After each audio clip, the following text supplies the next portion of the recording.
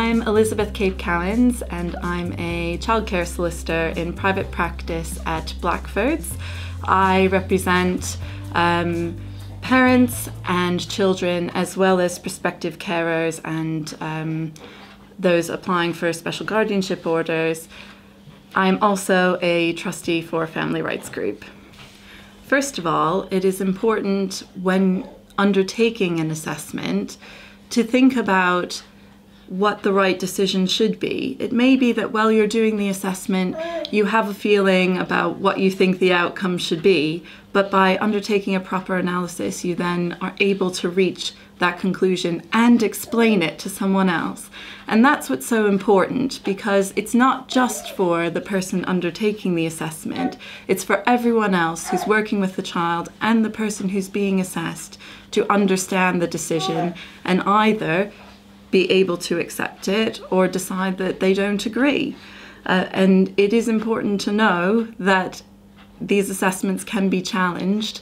It helps the person who is being assessed to understand why the decision has been made, and that is really a core part of the analysis. It is also important to undertake a proper analysis because at some point it may be, and in this day and age most likely will be, that the court will have to consider what you've said in the assessment.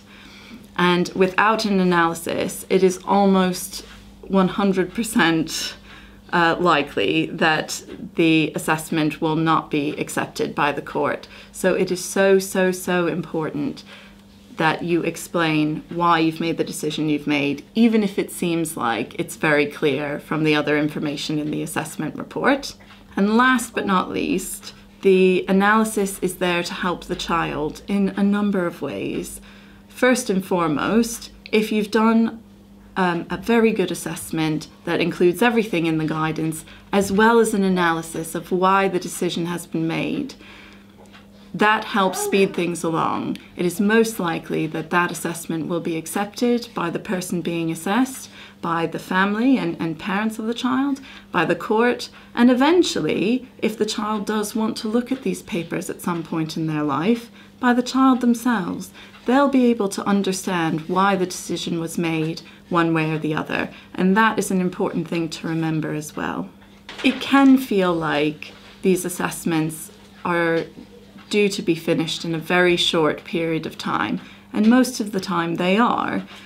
It is important to remember that this is the first part of a long process of assessment. This is not the entire assessment, but just the beginning to see whether this person may have the capacity to care for the child or children. It is very important that you meet with the person who has undergone the assessment once it is completed, that you give them a copy of the assessment, and ideally you would meet with them in person to discuss the assessment and your conclusion. If you are recommending further assessment for the person or people you've assessed, then it's very important that they understand at the conclusion of the assessment what is likely to come and what the further assessment will entail. If your assessment is negative, it is also very important for the person or people being assessed to understand why it is negative and that they can challenge that decision if they wish.